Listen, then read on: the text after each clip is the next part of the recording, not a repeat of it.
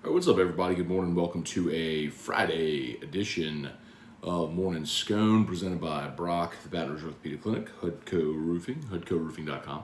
Do business with someone you know. Hudco Roofing, HudcoRoofing.com. Wonderful to see you here. All of you, thanks for being here. It is game day. Who dat? Saints against Packers tonight from Lambeau Field.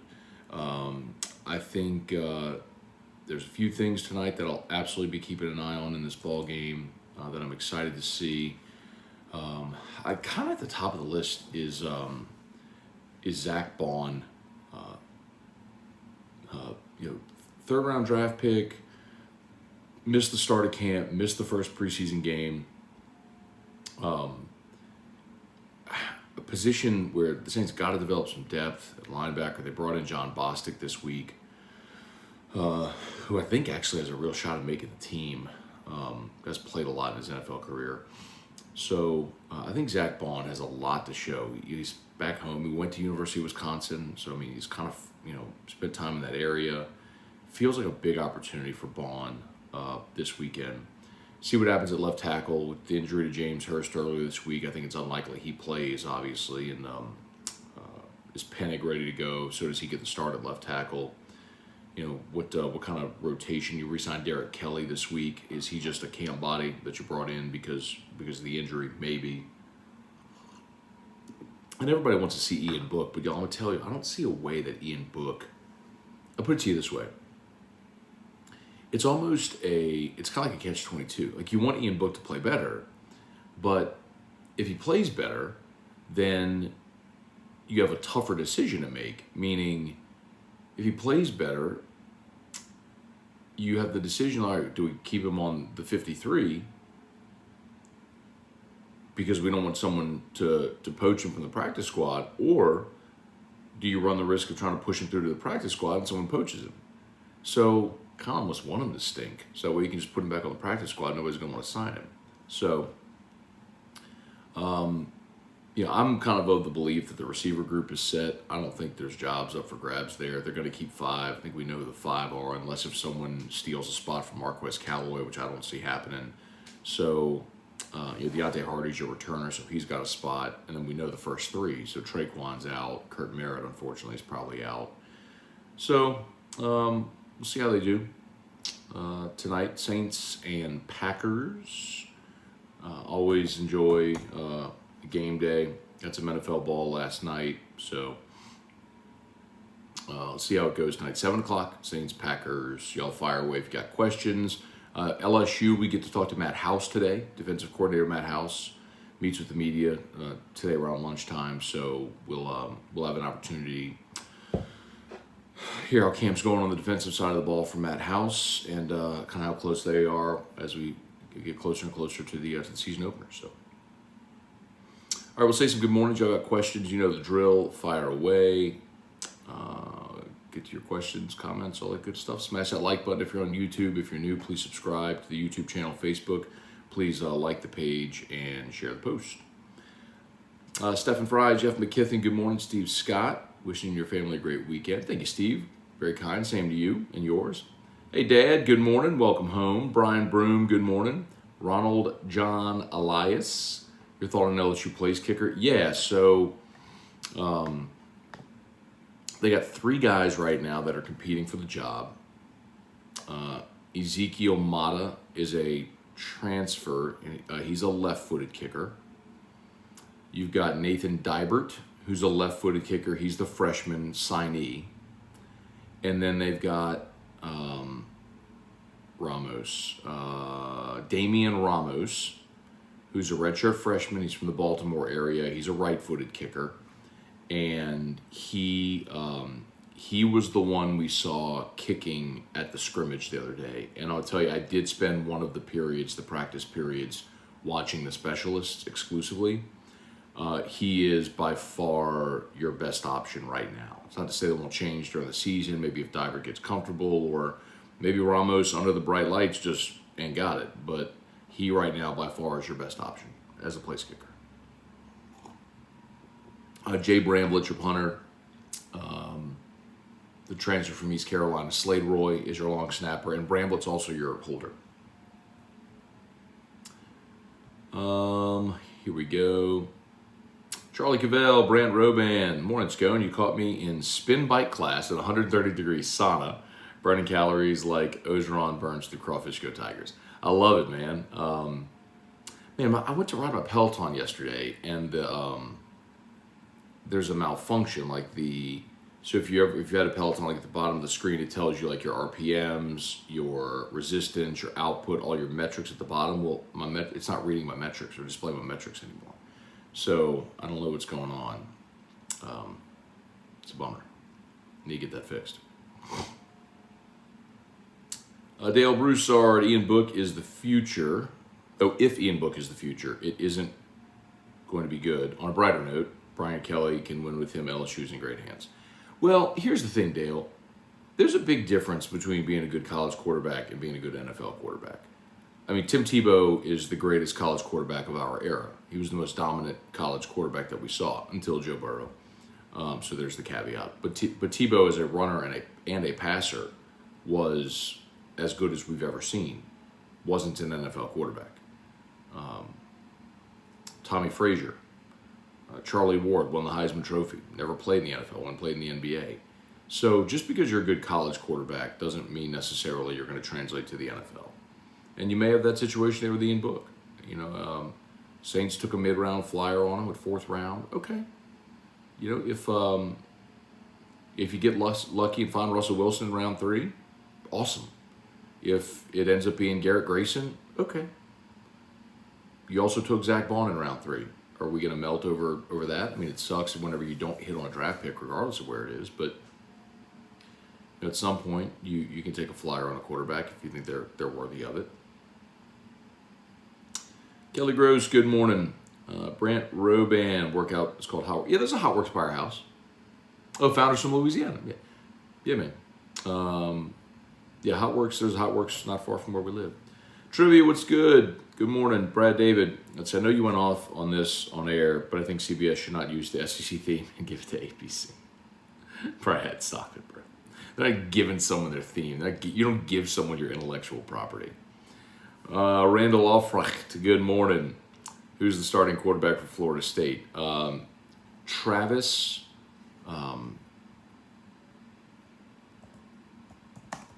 Jordan Travis.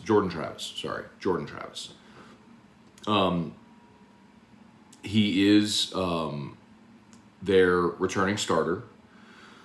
So there's no quarterback controversy there. He is there. He's kind of split times there at quarterback the last 2 seasons, and he is a returning starter. So he's played.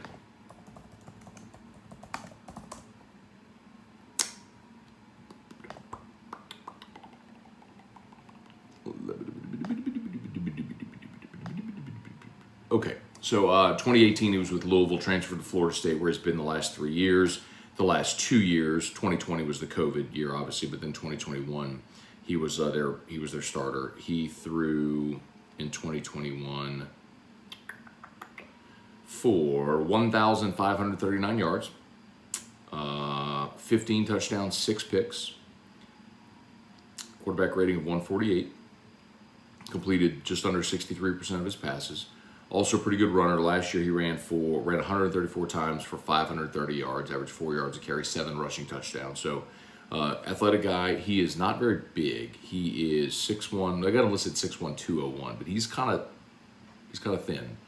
I would tell you Jaden Daniels is certainly a more dynamic runner than Jordan Travis. The bigger problem they may have, quite honestly, is they don't have good receivers. That they have an Arizona State transfer at receiver, is a big kid.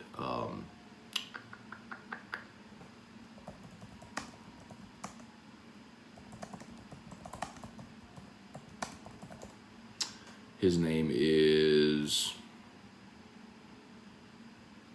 Johnny Wilson. He's 6'7", huge guy, jump ball guy. But that's kind of about it. They do not have good receiving depth. Like that's a big problem at Florida State is the talent around him. Kind of like LSU, questions on the offensive line.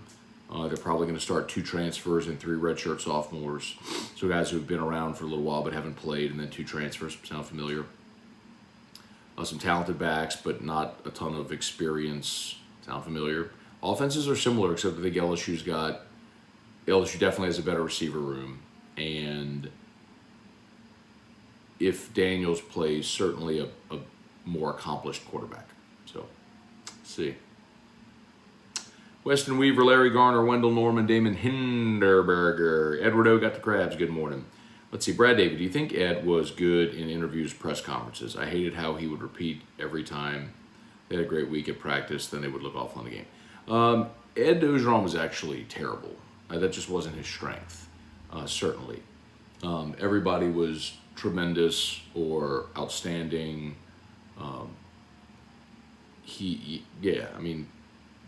Was not a great orator, and he often didn't think or consider things he said before he said them, which is why you ended up with comments like, we shouldn't have been giving the ball to our third string running back, and our defense at this point is so much better than at any point a year ago, before 2020 with Bo Pelini, when it became the worst defense in 20 years, or actually the worst defense in the history of the school. No, Ed was not good at a lot of things. Matt Lynn, good morning. Jackson Carney, Matt, will the Big Ten's new media deal result in them surpassing the SEC on the field?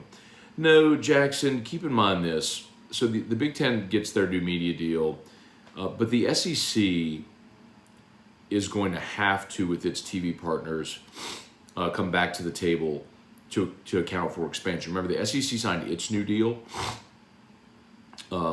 which doesn't go into place for another 2 years, but it signed its new deal, I think December of 2020. So that was before Texas and OU came in.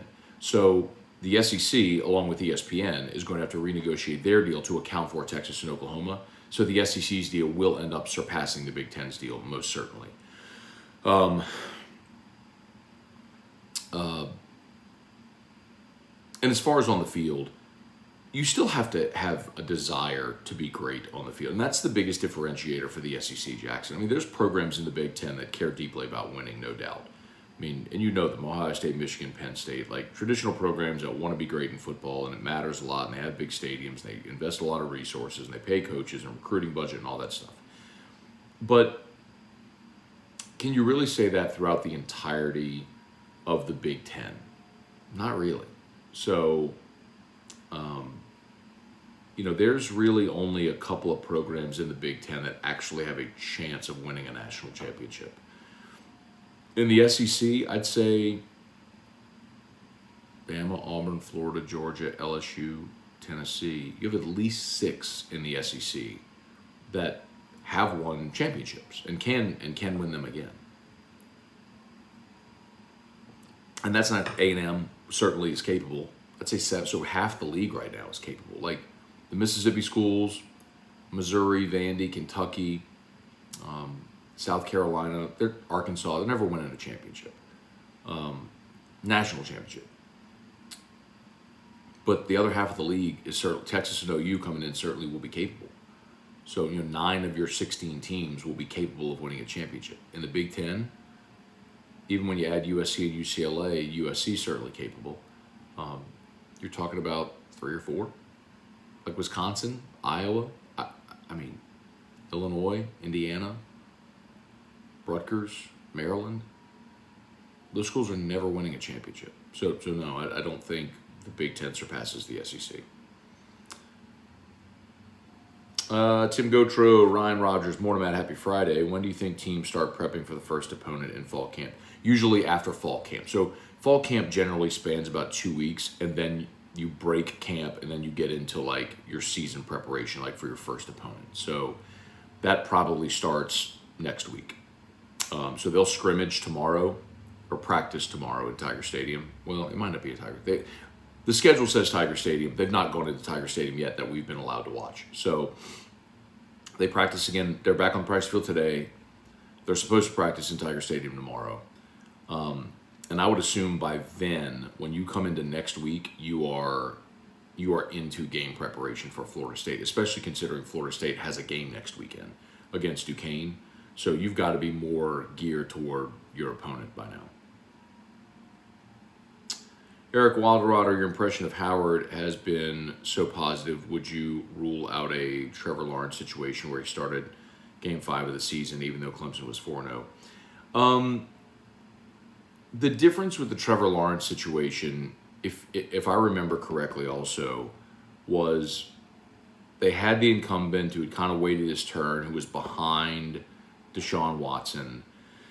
And I think they just knew the ceiling wasn't as high, and that's why they decided to make the move and go to Lawrence.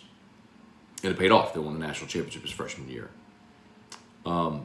I'm not sure I could say that because LSU, I don't think, has a national championship caliber roster with the right guy pulling the trigger. And I just mean Walker throwing the football has been so impressive. And Brian Kelly's talked about his smarts and his moxie, and we know he's a great leader. I think Walker Howard's going to be splendid. I would love, just give him a year to get physically bigger and stronger and faster. Give him a year to let the game slow down and get more comfortable. Like, he's going to be really good. It's a good question about the Trevor Lawrence comp, and I forgot about that. And I remember who the guy was, walked away. I forget his name now.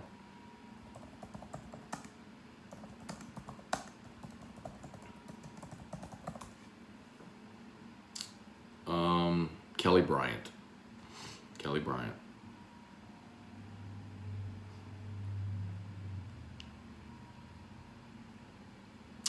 Actually, I don't know. I think Lawrence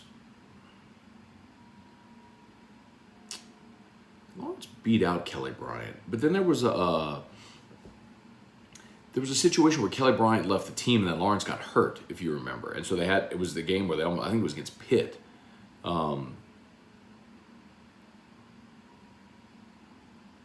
They darn near lost, and the like freshman backup or whatever had to rally. If I'm remembering all that correctly.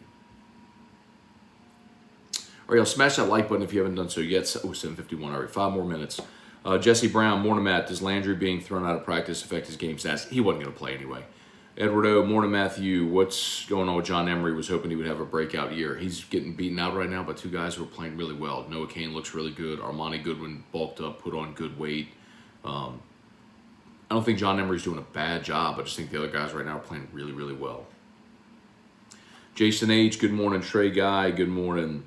Let's see, Matt, is it a concern the last few quarterbacks the Saints use draft picks on have not been very good? No, look, Jesse, how many times do you see quarterbacks in the middle or late rounds stick and stay or become starters? I mean, look around the league of starting quarterbacks in the NFL. I mean, maybe aside from Tom Brady, Kirk Cousins, who I think was a 4th rounder.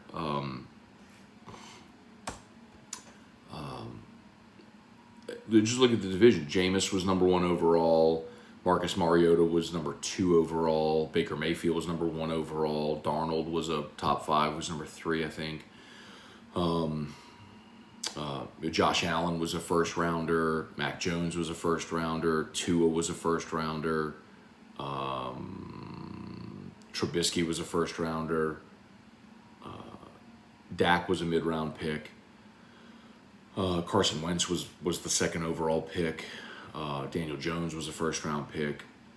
I mean, you give Jalen Hurts was a mid-rounder, but you see my point. Like, I think Jalen was a 2nd round pick. Was Jalen Hurts was second or 3rd round? Either way, he was 2nd round pick. 2nd round pick. You see what I mean? Like, it's just rare. Trey Lance was a 1st rounder. See what happens in Seattle with Drew Lock and Geno Smith. Geno was a 2nd rounder, early 2nd round, maybe like the 1st pick of round 2. Kyler Murray was the 1st overall pick. You see my point? Like, it's rare that you end up with a situation where you have a mid-round pick that hits and becomes a starter. I mean, Dak, Kirk Cousins is kind of it in the NFL right now. Russ, if you consider 3rd round pick a mid-rounder. Let's see. Kyle DeVille, good morning.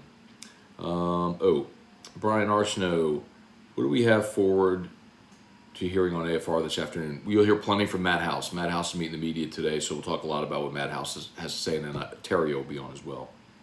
Quentin Brakebill, Brian Arsenault, Coach O reminds... Reminded me of Justin Wilson. Everything Justin cooked was so good. Bob Poole, Jason Horn, Matt Bertrand, good morning. Neil Weaver, good morning. Ray Wright, what's up, Ray Wright? Missed a 37-yarder in the scrimmage. I'm nervous. You should be nervous. But Ray, I'll tell you this, on that 37-yarder, the snap was bad, and so it disrupted the timing of the kick. But still, I mean, the snap was bad, and the hole didn't get down, and the kick was missed. And when you get to the 20-yard line, you got to get points. So you should be nervous. I mean, it's a legit concern that nobody's really talking about. I mean, you're replacing the greatest kicker in the history of the school. Chase, good morning. Do you think the lack of leadership comes from the previous coaching and how the program was run? I don't know, Chase. Not really. I just think, teams have to have the guy, the vocal guy that steps up and becomes the vocal guy. And I think a lot of that starts at the quarterback position where you've got a redshirt freshman who's never started. You've got a transfer that's only been here for 6 months. And then you've got, a true freshman in Walker Howard. So I think that's, you have an unsettled running back room. Kayshon Bouttie's your best player, but he's really just not a vocal guy. B.J. Ojolari's got the number 18 jersey, but again, not a guy that's very vocal. I think that's just kind of your lot right now. Casey Landrum, what's the word on edge rusher that decommitted from Notre Dame? Does LSU have a chance of landing him? I have no idea. Again, I'm not your recruiting guy. All right, we're just about done. Jordan McNeese, who's the next must-have in-state recruit Kelly needs to grab? Zalance Hurd. Offensive lineman out of Neville. Tired eyes, good morning. Adam Fontenot, morning, Matt. Saw this morning FSU down to their third-string center. Smith is fixing to eat on 9-4. Yeah, so Florida State, their interior offensive line has really struggled in this camp against their defensive line. Sound familiar? I talked about that a lot yesterday on AFR. And if you missed it, we actually had Carter Carls, who covers Florida State, on the show yesterday. It was a good conversation. If you're trying to get some insight into Florida State, go check that out. All right, y'all, I got to bounce. Y'all have an awesome day. Thanks so much for watching YouTube. Please smash that like button and like the page if you haven't done so yet. Facebook, please like the page, share the post. Appreciate y'all for being there. LSU Daily. Oh, by the way, the Carter Carls interview is on LSU Daily today. So if you go, however you get your podcast, search LSU Daily. Please subscribe, and you will get 30 minutes or less of LSU news every single day. Drops at 6 a.m. And AFR3. We'll see y'all. Have a great day. Peace.